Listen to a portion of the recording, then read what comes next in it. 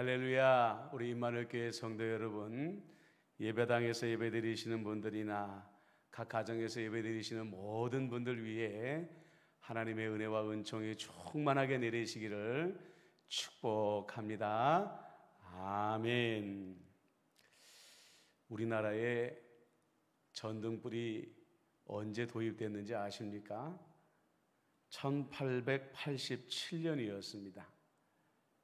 저도 이번에 알았는데요, 일본이나 중국보다 2년이나 앞서서 최초로 아시아에서 우리나라에 전등불이 도입이 되어졌다고 합니다.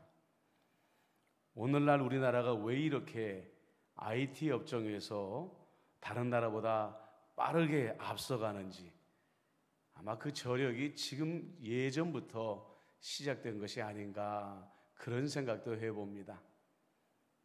그런데 경복궁에 처음 전등이 드러나고 나서 흉흉한 소문이 돌기를 시작합니다. 왜 그러냐면요, 전기가 들어오려면은 발전기를 돌려서 전기를 만들어야 되고, 이 발전기가 뜨거워지니까 냉각수를 보급하게 되면, 이 기계를 데워준 냉각수는 물이 뜨거워지게 되겠죠. 근데 이 물이 향원정이라고 아마 여러분들 아실 거예요. 향원정으로 이 뜨거운 물이 흘러 들어가게 되니까 향원정에 살고 있던 물고기들이 떼죽음을 당한 겁니다. 그러면서 전등불이 들어와서 나라가 망하게 생겼다, 이런 말도 안 되는 흉흉한 소문이 돌게 되었다는 거죠. 오늘 예수님을 보십시오. 예수님은 세상 앞에 나타나셔서 담대하게 나는 이 세상의 빛이다, 나는 이 세상의 빛으로 왔다, 이렇게 선포하셨습니다. 당시 유대인들은 정말 깜깜한 어둠 속에 살고 있었습니다. 남의 나라의 독립을 빼앗기고 식민지의 백성으로 깜깜한 어둠 속에 살아가고 있었고요, 아무리 열심히 농사짓고 물고기를 낚아도 세금으로 바치면 남는 것이 없으니까 가난이라는 어둠 속에 살고 있었고요, 고칠 수 없는 모든 그 질병의 고통 속에, 질병이라는 어둠 속에 살아가고 있었습니다. 그러면 이 작은 나라가 그래도 마음이라도 하나라도 좀 뭉쳐서 살았으면 좋겠는데, 같은 하나님을 믿으면서도 수많은 교단과 교파로 나뉘어져서 또 분열이라는 어둠 속에 이 사람들은 살아가고 있었습니다.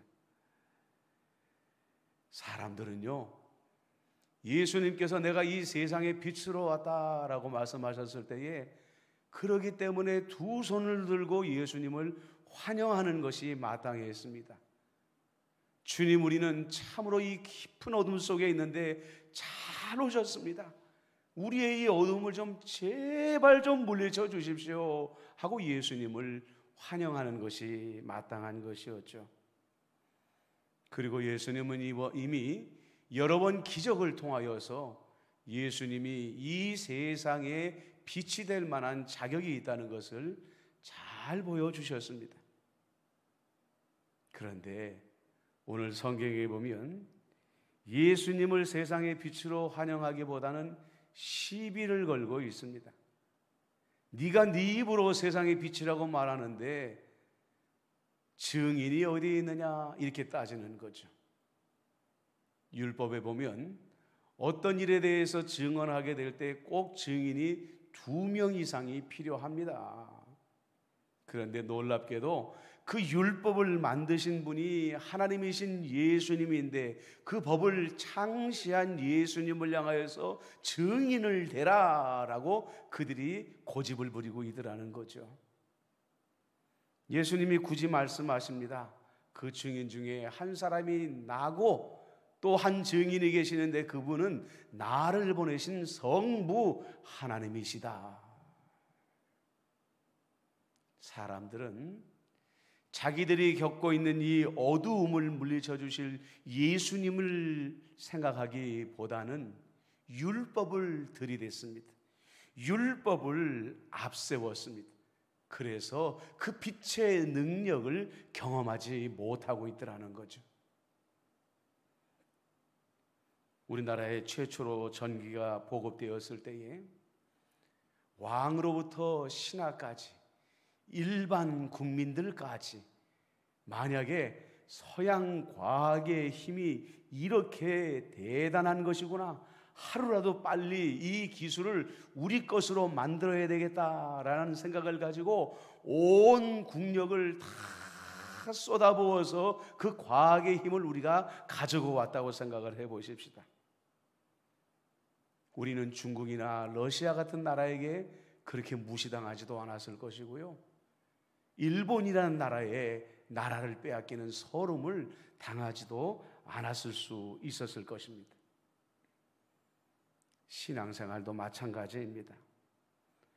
바리새인 같은 신앙인들은 스스로 나는 하나님의 율법에 정통한 사람이다, 그렇기 때문에 율법에 대한 지식이 도리어 그들을 소경으로 만들어버리고 말았습니다.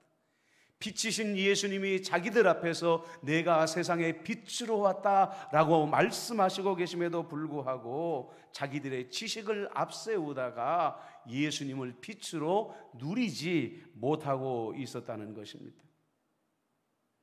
그렇습니다, 여러분. 믿음은 들으면서 난다고 하지 않았습니까? 들음이라는 것은 다른 말로 말하면 지식이라는 것입니다. 그런데 성경이 말하는 지식이라는 것은 우리의 이성에 담을 수 있는 차원을 넘어서 있는 것이기 때문에 그리스도에 대한 지식을 분석하고 해석하고 연구하고 깨닫고 나서야 내가 받아들이겠다 하면 여러분들, 그런 지식은 이 세상에 존재하지 않는다는 것이죠. 예수님에 대한 지식은 그렇기 때문에 믿음이라는 통로 아니고서는 내 것으로 받아들일 수가 없는 거예요.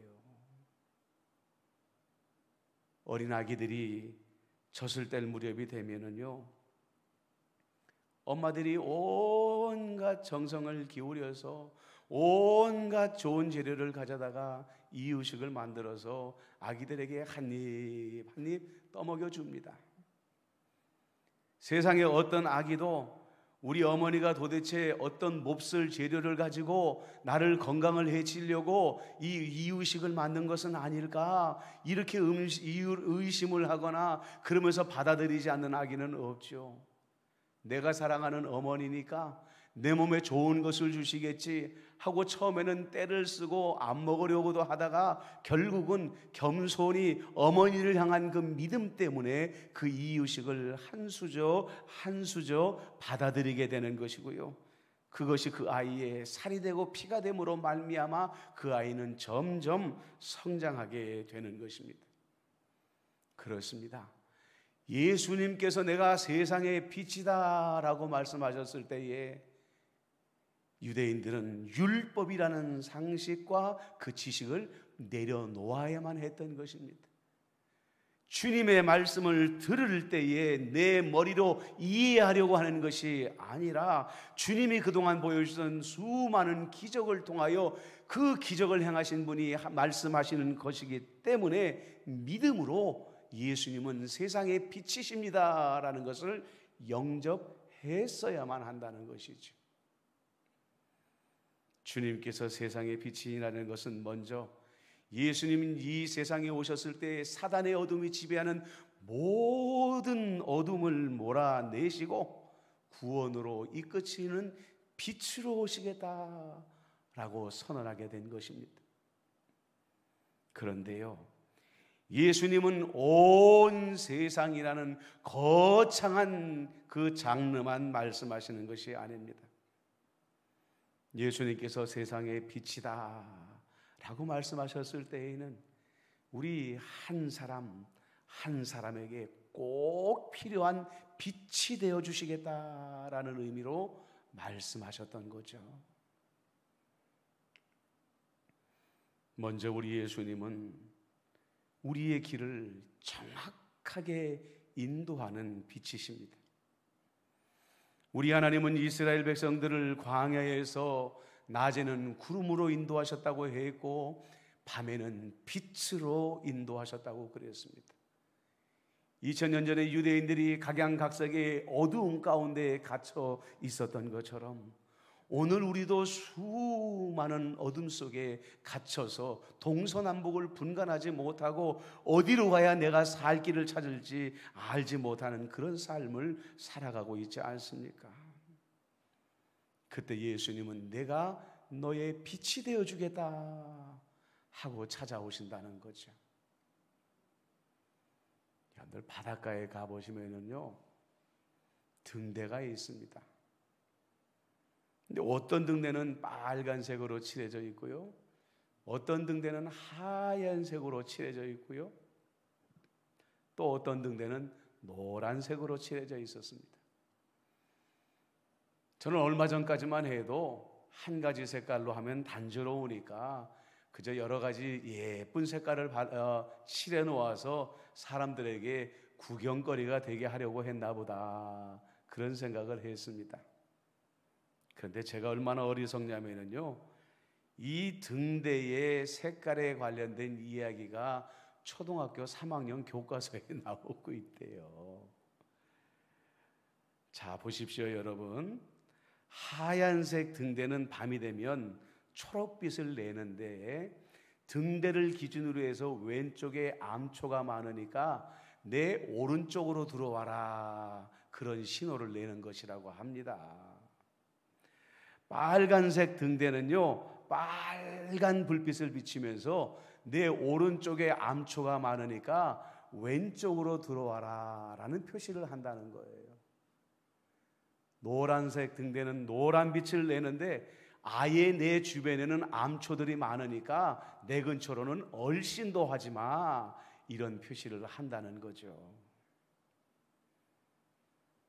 우리는 어두워서 못 보지만 주님의 눈은 어둠을 밝히는 빛이십니다.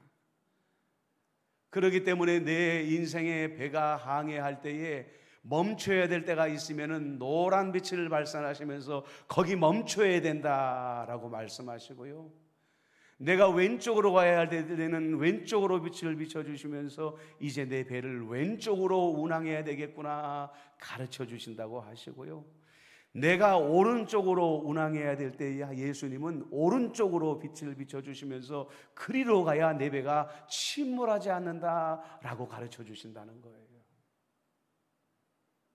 그런데 문제는 뭐냐? 내 안에 있는 탐심입니다. 내 안에 있는 성급함입니다. 내 안에 있는 고집이라는 색안경이 주님의 빛을 제대로 보지 못하도록 장애물이 되어지게 된다는 것이죠. 그래서 아무리 예수님께서 강한 빛을 비추셔서 멈추라고 말씀하시고 왼쪽으로 가라고 말씀하시고 오른쪽으로 가라고 말씀하심에도 불구하고 우리는 고집을 부리며 배를 몰고 나가다가 좌초당하는 어려움을 겪을 때가 있다는 것입니다. 사도 바울은 눈을 뜬 줄 알았지만 사울이었던 시절에 소경이었지 않습니까? 그의 눈이 멀었다가 그의 눈에서 비늘이 떨어져 나가게 됐을 때야 진정으로 빛으로 오시는 예수님을 발견하게 되었고, 자기의 길을 아무리 계획했다고 할지라도 성령님이 말씀하시면 아멘하고 그 길을 180도 뒤로 거꾸로 돌릴 수 있는 순종의 사람이 되어질 수가 있었다는 것입니다. 그렇습니다, 여러분. 우리가 내 인생 가운데 수도 없이 많은 결정할 일들이 있습니다. 멈춰야 됩니까? 나가야 될 때입니까? 왼쪽으로 가야 될 때입니까? 오른쪽으로 가야 됩니까? 그때 우리 마음 가운데 제일 먼저 장애물이 되는 것은 성급함입니다. 당장이라도 이런 결정을 내리지 않으면 너무나도 좋은 기회를 놓칠 것만 같은 성급함이 내 눈을 가려버릴 때가 있고요, 이미 내 마음 가운데 이것이 옳은 일이다라고 고집부리게 되면 그것이 색안경이 되어져서 주님의 뜻을 분별하지 못하게 된다는 것입니다. 그러므로 우리가 먼저 중요한 결정을 내리기 전에 우리가 기도해야 될 것은 무엇이냐면, 주님, 바울의 눈을 가리고 있었던 비늘 같은 이 비늘을 내 눈에서 떨어져 나가게 하여 주옵소서. 내가 정말 급한 결정을 내려야 되지만 주님을 신뢰하고 한 호흡을 멈추겠습니다. 주님이여, 내 생각에는 이것이 꼭 옳은 일 같은데 이 고집을 내가 지금 십자가에 못 박겠습니다. 지금 당장 결정하면 어마어마한 이득을 얻을 것 같지만 이 안목의 정욕을 내가 십자가에 못 박겠습니다. 결정하고 내 마음을 비워야 진정한 주님의 빛을 우리가 발견하게 되더라는 거죠. 여러분, 등대의 불빛은 꺼지는 경우가 없습니다. 생명인 것입니다.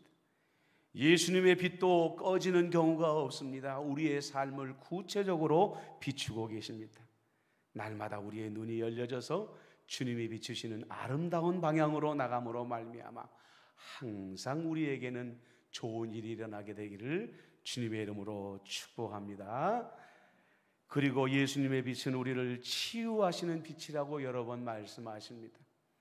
우리가 잘 아는 말라기서 4장 2절에 보면 내 이름을 경외하는 너희에게는 공의로운 해가 떠올라서 치료하는 광선을 발하리니 비추리니 라고 말씀하시고요, 사무엘하 23장 4절에 보면 비 내린 후에 광선으로 땅에서 우미 돋는 새풀 같으니라 하시도다. 죽음의 땅이었는데 은혜의 단비가 내리고 하나님의 광선이 임하게 되니까 죽었던 땅에서 생명이 솟아오더라, 이렇게 말씀하고 있더라는 거예요. 지금도 잘 고쳐지지 않는 질병들이 많지만 2000년 전 예수님 당시에는 고칠 수 있는 병이 대부분 없었습니다.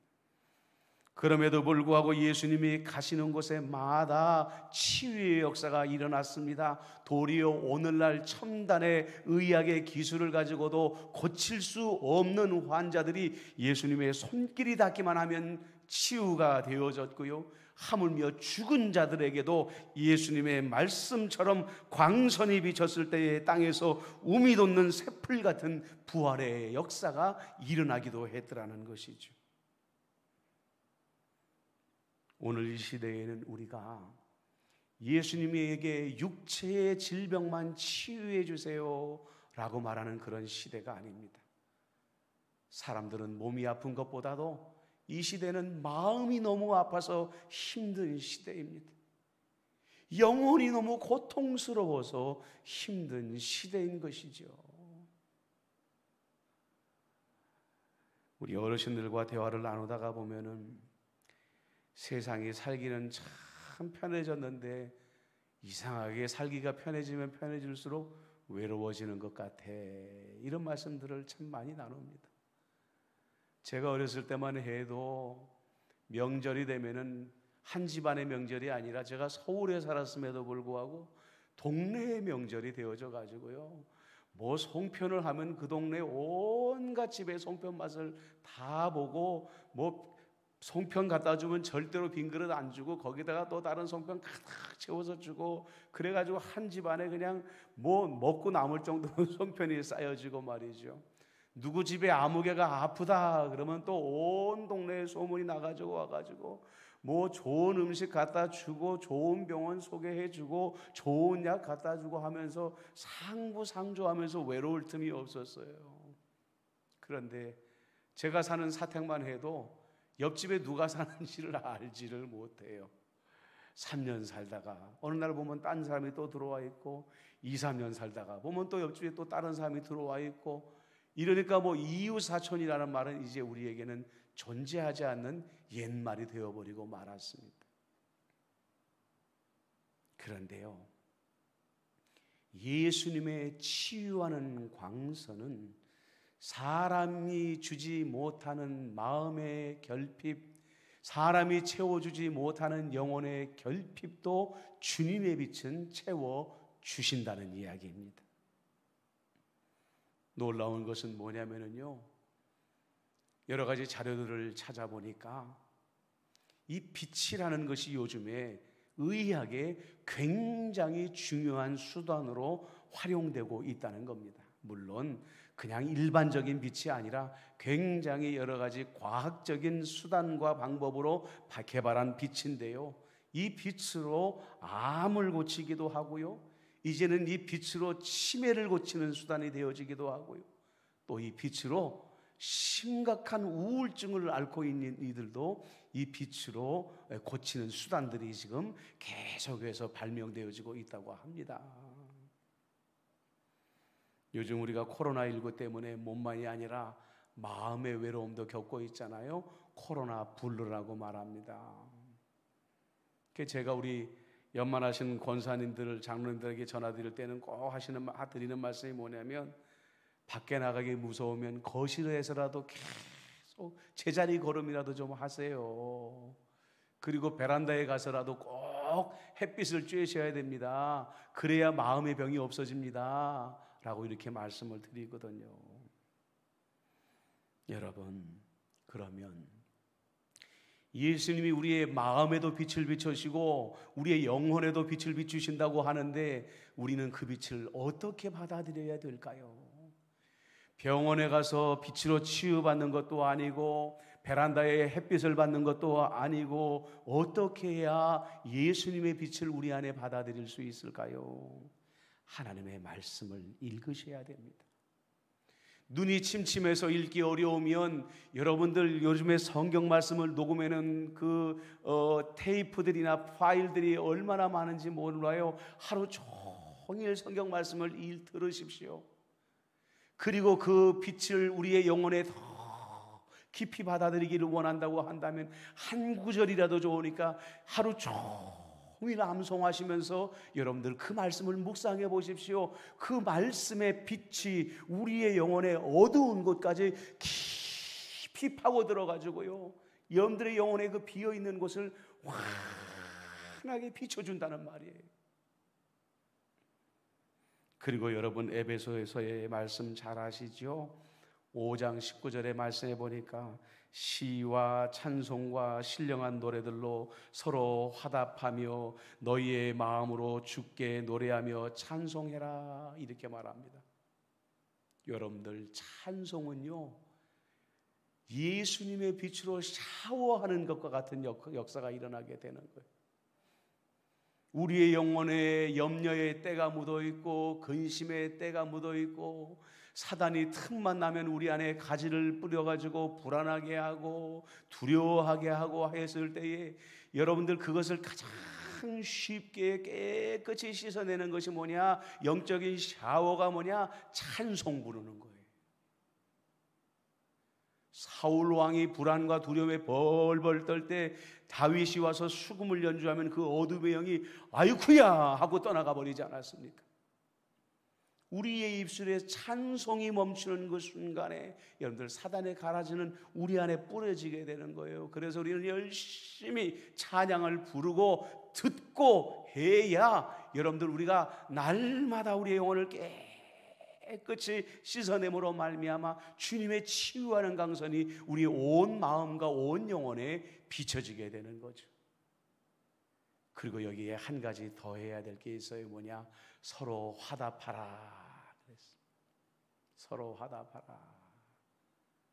이건 뭐냐면, 예배당에 와가지고요, 우리가 서로의 얼굴을 보시면서 찬송하는 거예요. 살아계신 주, 나의 참된 소망할 때 십자가만 바라보면서 하는 게 아니라, 우리 두 장로님하고 이정순 장로님 얼굴 바라보시면서 살아계신 주 그러면 말이죠, 이정순 장로님에게 비쳤던 예수의 빛이 두성민 장로님에게 비춰지고, 두성민 장로님에게 비춰졌던 예수의 빛이 이정순 장로님에게 비춰짐으로 말미암아 그 빛의 능력이 배가 되어지게 된다는 거죠. 그러면 요즘같이 우리가 예배당에 와가지고 우리가 함께 찬송하고 함께 화답할 수 없을 때는 어떻게 해야 돼요? 여러분, 서로에게 전화하세요. 전화하세요. 잘 지내십니까? 우리 힘내십시다. 이 코로나19가 뭐 평생 가겠습니까? 우리 주님께서 물리쳐 주실 줄로 믿습니다. 서로 위로가 되는 말을 하시고요, 힘이 되는 말을 하시고요, 칭찬하는 말을 하시고요, 격려하는 말씀을 나누어 보세요. 이것이 얼마나 예수님의 치유하는 빛이 되어질지 몰라요. 왜냐? 여러분들 모두에게 예수님께서는 치유하는 능력을 주셨기 때문에 그래요.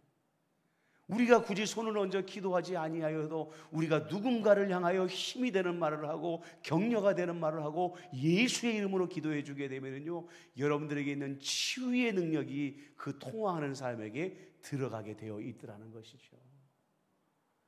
이번 주에 우리 임마누엘교회 성도 여러분에게 제가 숙제를 꼭 드리겠습니다. 여러분들 구역원들에게 서로 전화하셔서 서로 화답하십시오. 좋은 말, 아름다운 말, 격려하는 말, 서로를 위해서 한 번씩 짧게라도 기도해 주시고, 야, 우리 전화한 김에 우리 한번 찬송 한번 같이 한번 불러보자. 그래서 찬송도 한번 좀 불러보십시오. 예수님의 위대한 치유의 강선이 여러분들의 마음과 영혼에 임하게 될 줄로 믿습니다. 말씀을 정리합니다. 여러분, 이제 조금만 더 견디면 정치인들은 갈팡질팡해도요, 주님께서 이 코로나19를 반드시 물리쳐 주실 것입니다. 주님의 빛으로 여러분들의 삶의 길을 늘 발견하시고 또 그 가운데에도 주님의 치유를 경험하시고 새 힘을 경험하시면서 이 어려운 시대를 이겨내시는 임마누엘 성도님들 되시기를 주님의 이름으로 축복합니다. 아멘. 기도하겠습니다. 좋으신 아버지 하나님, 우리가 어두움의 시대를 살아가지만 두렵지 않습니다. 주님의 빛을 발견하고 멈추라 할 때 멈추고 가라 할 때 가고 왼쪽으로 가라 할 때 왼쪽으로 가며 오른쪽으로 가라 할 때 오른쪽으로 간 우리가 되게 하여 주시어서 이 어두움의 시대에도 길을 잃지 아니하는 우리 모든 임마누엘의 성도들이 되도록 역사하여 주시옵소서. 간절히 기도합니다. 우리에게는 치유하는 능력이 있다고 하였습니다. 아버지 하나님이시여, 참으로 우리가 서로에게 아버지 말씀을 묵상하는 가운데에 하나님의 은혜가 임하게 하여 주시옵시고, 또한 우리가 아버지 하나님이여 서로를 위하여 화답하는 아버지 하나님이여 말씀을 나눌 때에 우리의 위로가 치유의 광선이 되어서 상대방에게 전달되게 하여 주옵소서. 예수님의 이름으로 기도드리옵나이다. 아멘. 준비하신 예물을 하나님께